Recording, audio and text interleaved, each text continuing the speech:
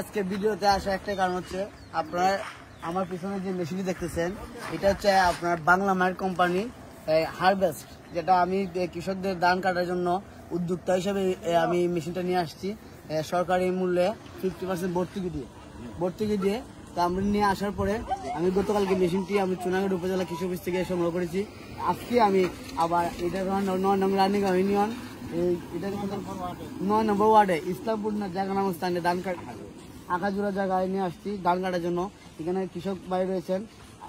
আমি আসলে একটা জিনিস দেখেন যে উদ্যোক্তা হিসেবে যদি কৃষকদেরকে সহায়তা করতে পারি, বর্তমানে যে মাননীয় প্রধানমন্ত্রী জনতা শেখ হাসিনা যিনি কৃষি বান্ধব সরকার, যিনি কৃষকদের জন্য সবুজ শুরু করে যাচ্ছেন, আমরা ওনার পাশে কিভাবে কৃষকরা ঘরে ধান তুলতে পারে সেই লক্ষ্যে কাজ করতেছি। এই জন্য আমি একটি বাংলা মার্ক কোম্পানি থেকে মেশিনটি নিয়ে আসছি এবং এই মেশিনটা নাকি অনেক ভালো সার্ভিস জন্য আমি কোম্পানির চয়েস করছি।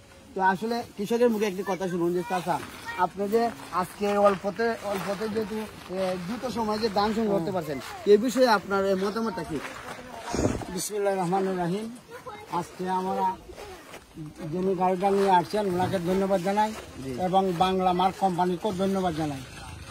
সাথে সাথে আমাদের মাননীয় প্রধানমন্ত্রী যে এই 50% সহযোগিতায় যে মেশিনটা দিচ্ছেন ওনাকেও ধন্যবাদ জানাই। আপনার কতটুকু উপকার হয়েছে? আর উপকারটা বলতেছি, এই মেশিনটা পাওয়াতে অনেক উপকার হয়েছে। কৃষক যেন অল্প খরচে জমির ধান গড়ে নিয়ে যাইতে পারে। বাংলাদেশে বর্তমানে এখন কৃষি কাজের লোক পাওয়া যায় না, বিভিন্ন কর্ম কাজে নিয়োজিত। আমরা কৃষকরা খুব অসুবিধায় আসলাম।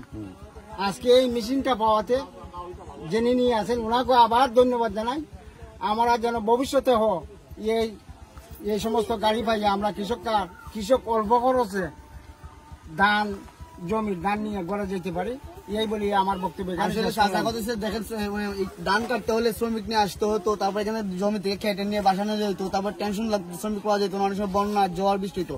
মেশিনটায় জমিতে নেমে ধান সংগ্রহ করে এবং শুকনাতে নিয়ে আসছে, এখানে ধান রেখে এখন এখান থেকে উনি বাসা নেবে। তো ধন্যবাদ জানাই। আসলে অনেকেই বিভিন্ন ধরনের আমার ভিডিও দেখবেন, আপনারাও এগিয়ে আসুন। বর্তমান সরকারকে আমরা সহায়তা করি, কৃষি বান্ধব সরকারকে সহায়তা করি, কৃষকদেরকে সহায়তা করি, দেশের খাদ্য উৎপাদনে এগিয়ে আসি। তো আজকে আমরা আরেকটু ধন্যবাদ জানাই আমাদের যে মাননীয় অভিগঞ্জ চার সদস্য সাদুর রহমান ভাই, উনার প্রচেষ্টা এই মেশিনগুলো চুনারঘাটে বেশি আমরা পেয়েছি এবং মাধবপুরে বেশি পেয়েছি। এই কাজগুলো আমরা করতেছি। আসলে এটাই আমাদের কাজ হচ্ছে মানুষের সেবা দেওয়া, এটাই যেন আমাদের এই কাজগুলো থাকে। ধন্যবাদ। আজকে মধ্যে এখানে বিদায় নিচ্ছি। ভালো থাকবেন, সুস্থ থাকবেন।